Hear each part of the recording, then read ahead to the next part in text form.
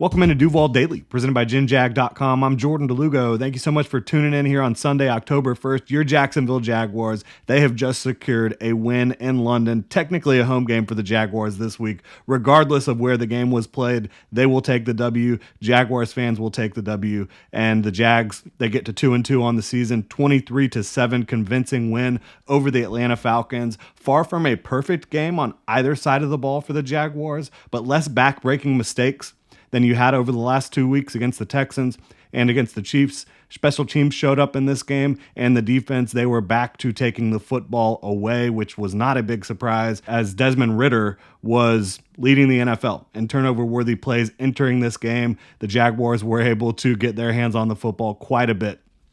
Trevor Lawrence, he played well overall, just over 200 yards passing and a touchdown, almost had another touchdown. I don't think he saw the field perfectly today, and I think a lot of that just had to do with the pressure that was coming down on him. I don't think the offensive line had a great day for the Jaguars either, but still a solid winning performance for Trevor Lawrence. Did not see every single opportunity seized on the offensive side of the ball. Again, because there was some pressure in Lawrence's face, he wasn't able to find a wide open Christian Kirk down the field a couple times, but still solid performance for Trevor Lawrence despite the pressure. He was able to get the job done with his legs quite a bunch too. So you like to see that from Trevor against a man-heavy defense. He's going to use his legs to try to help the offense get things done. But I think the Jaguars defense is really what stood out today. Obviously, as we mentioned, Desmond Ridder not playing very good quarterback for the Atlanta Falcons, but their offense still presents a lot of issues for defenses, right? Because you do have Kyle Pitts, you do have Drake London, and you have Bijan Robinson, who had a pretty big day against the Jaguars. I thought the Jaguars defense early on was doing a really good job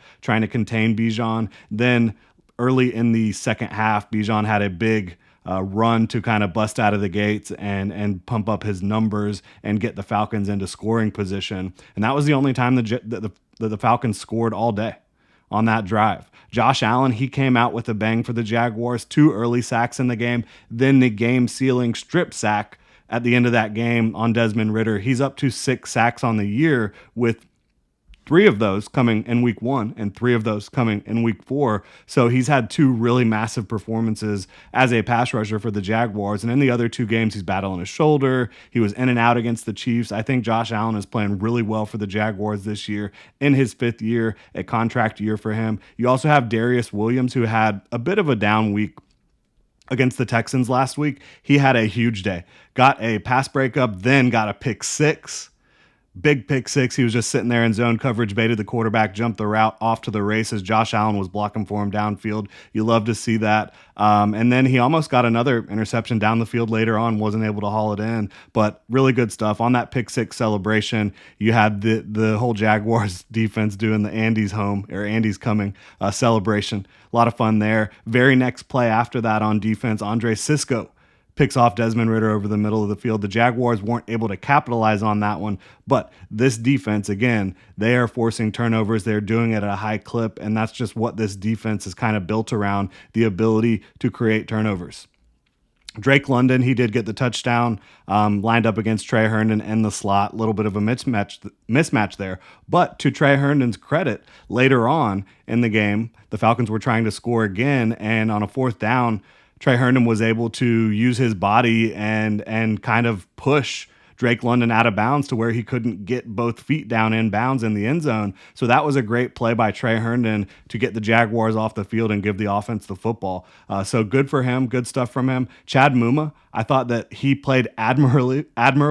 Trying to slow down Bijan Robinson is a very tough task, but in coverage, he had a couple pass breakups. He did some positive things for the Jaguars, and I think overall you can be encouraged about where Chad Muma is at in his development now that you've seen him in a full game starting in 2023, his 2nd year in the league. Tyson Campbell was making some plays out there, had multiple big pass breakups down the field that were impressive.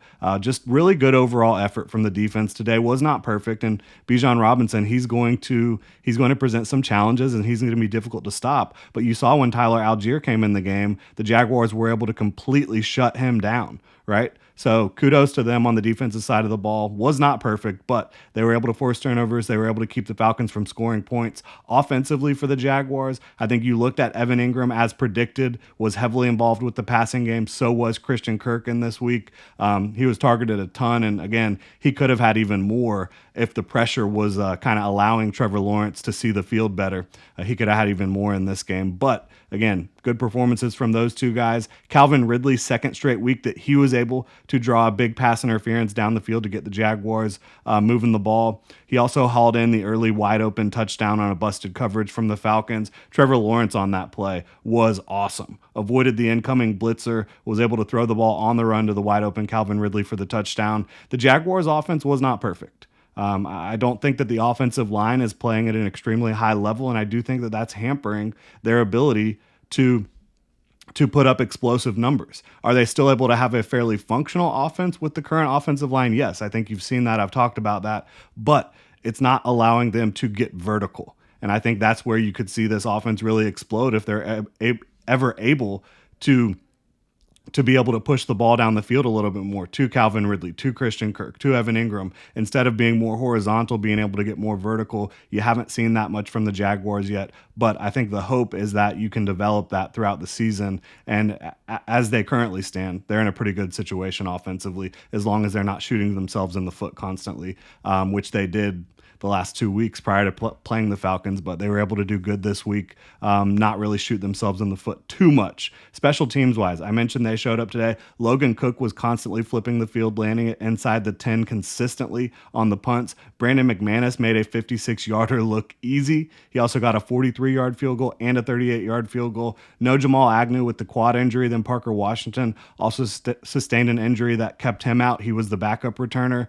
So you didn't really see action on returns. It was just Christian Kirk out there kind of fair catching it. But special teams did the job this week that they did not last week. Special teams cost the Jaguars big last week. This week, it was actually able to be a plus for them. And I think most weeks that the Jaguars step out on the field, you're going to feel confident that the special teams can get the job done. You saw that today. So it was a 3-phase win for the Jaguars. It wasn't beautiful. It wasn't glamorous. It wasn't the best win you'll ever see. But the bottom line is they were better than the Falcons offensively. They were better than the Falcons defensively and on special teams. So you got to give them some credit. It's not easy to go over there and win in London, especially the first game over there.